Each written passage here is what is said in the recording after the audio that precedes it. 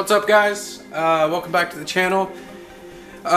Today I basically just want to go over the basis of what I'm doing as far as that dual cam swap that I mentioned in a previous video. Just go over like the plans and stuff.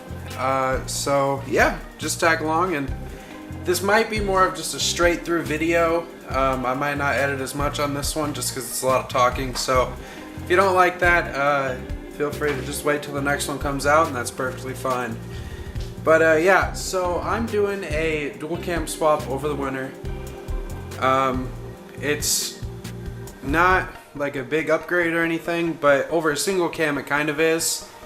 Basically the benefits of this dual cam are that you get a little bit better like delivery of the power, all 130 horsepower.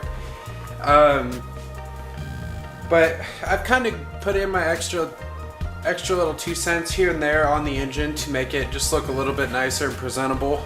I also plan on, once the single cam's out, I'm gonna delete anything I don't need, and then also I want to paint the bay. It's either gonna be silver, like a primer gray, but like actual paint, not primer, obviously, or just black. But I'm really leaning towards silver because it's really gonna make the engine pop, and I think that's like the best happy medium between gray and black.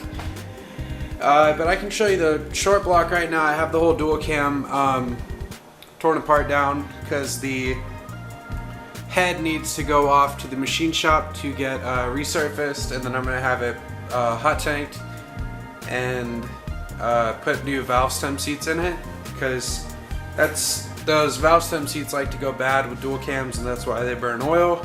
So I'm just trying to be preventative and get those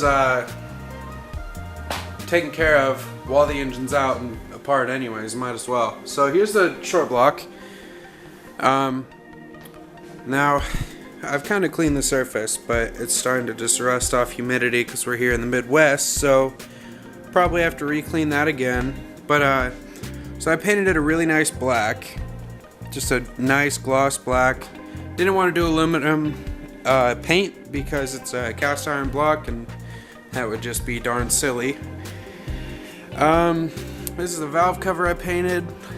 It's all just with metallic blue Rust-Oleum.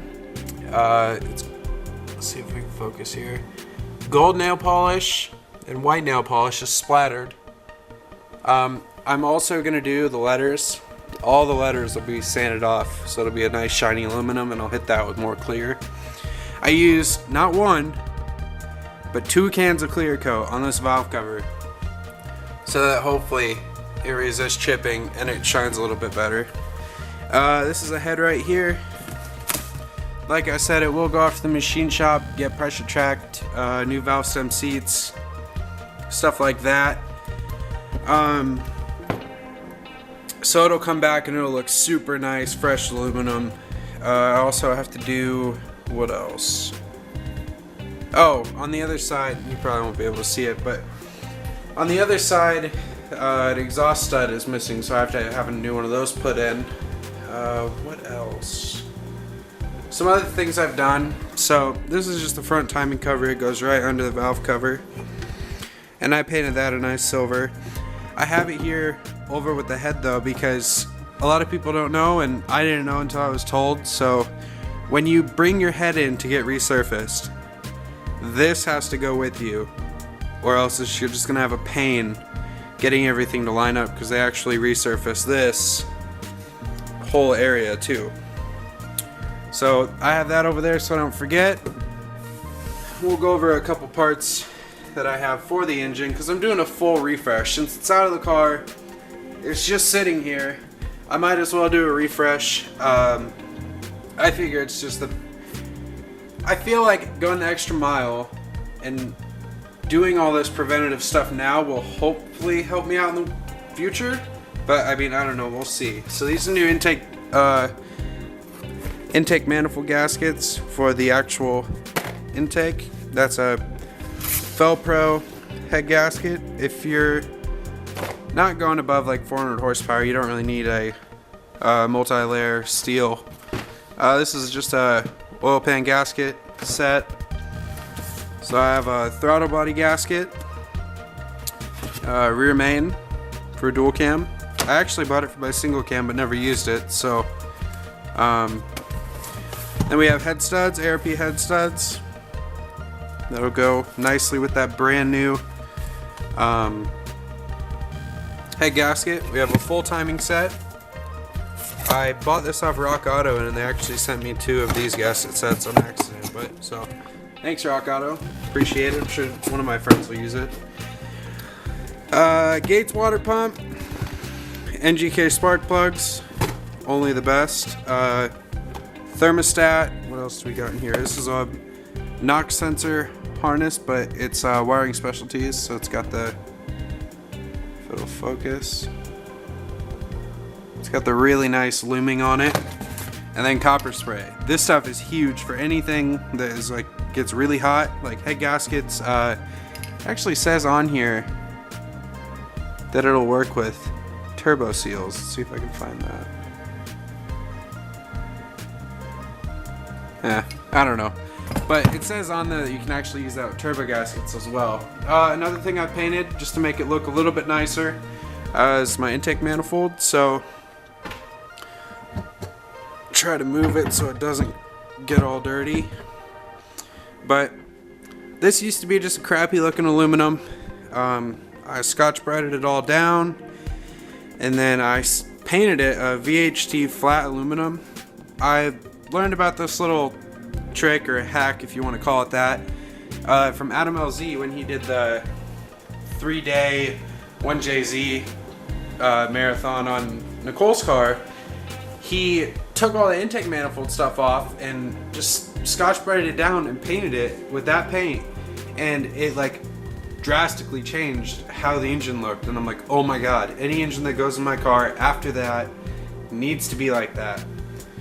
So that's what I did, and it's drastic how much different it is. It's insane. I can't get over it. It's gonna look amazing.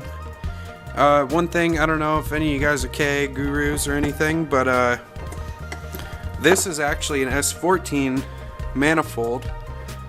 Let me get my flashlight out so I can show you. So S13 manifolds have little butterfly valves in here. Let's see if we can get it in there. Okay, there we go. So S13 manifolds have butterfly valves and all these runners to help with idle. Well, Nissan must have learned that those really aren't useful for anything, and so in the S14 they actually deleted them. And you can get away with running an S14 manifold as long as you switch. There's these 2 sensors, which is coolant and temp sensors because they're different per car. So that's kind of exciting because it just flows a little bit better. Looking forward to that. Basically everything besides the internals of the engine will be all refreshed. So I'm really stoked for that.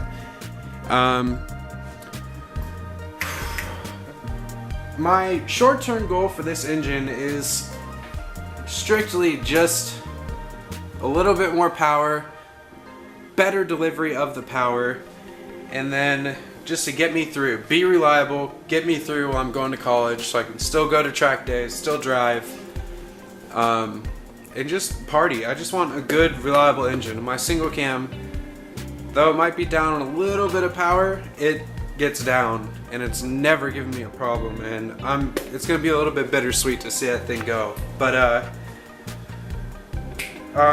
once I'm out of college, the goal for this engine is turbo. Now, I know everybody, turbo this, turbo that, but that's another reason why I'm going through every gasket and replacing everything, is for that reliability factor, and hoping that by me doing that, I'm actually saving myself headaches in the future from these 28-year-old gaskets. Plan on going with the Megasquirt ECU Plug and Play 2. It's a great ECU at a budget price. It has everything I need and more, so it's perfect. It's also a map runs off map sensor instead of a MAF, so I'll be able to delete my MAF once I have Mega Squirt, which will be sick because it'll just make my piping look a little bit better. As far as the whole turbo setup, I'm going to go with the ISR whole turbo kit with the ISR 3871R turbo that they provide. It seems like a great kit. I only want to make like 250 to 300 wheel horsepower, and that all goes back to reliability. I just want my car to be reliable because I can't stand, like, I wouldn't be able to deal with my vehicle if it always had all these issues. Like, it just wouldn't be enjoyable anymore, you know? So it all goes back to reliability, and I think 250 for sure will be reliable, but 300 I think is still a reliable enough number that I can still play it safe with that. But that's basically it about the dual cam. I just wanted to kind of touch on that, kind of get you guys informed. We'll start on pulling my single cam out of my car basically directly after this Omaha Drift Collective event in October. So the event's on the 20th and 21st. I plan on doing a video for the day 1 and day 2. It might just all be one big video, but I'm not sure. We'll just have to see how it goes. So I expect to see some good driving clips from in-car footage to on the side of the track footage. It's going to be good. I'll try my best to make it good for you guys as well. Also this weekend, I think Haley and I, my girlfriend, I think we're going to do a little video on teaching her how to drive stick because she's never driven stick before and she wants to learn. I don't know if my drift car is the best thing for her to learn in, but we're going to try. So if all else fails and she doesn't learn how to drive stick, it'll still make a good video. So look forward to that. A buddy of mine might be also putting his car in the shop. He's planning on doing a VH45 V8 swap into his S13 hatch. So I'll keep you guys updated on that. If that happens, that'll be awesome because he wants to do tubs and some other crazy stuff. So that'll make for some good footage. But yeah, like I said, I just want to get you caught up on the whole dual cam. I know I haven't posted a video in a while. I've just kind of been dreary about stuff. It's been raining here like crazy and it's got me in a funk. So yeah, like, comment, subscribe. Really hope you didn't mind this video, and I'll see you in the next one. Later.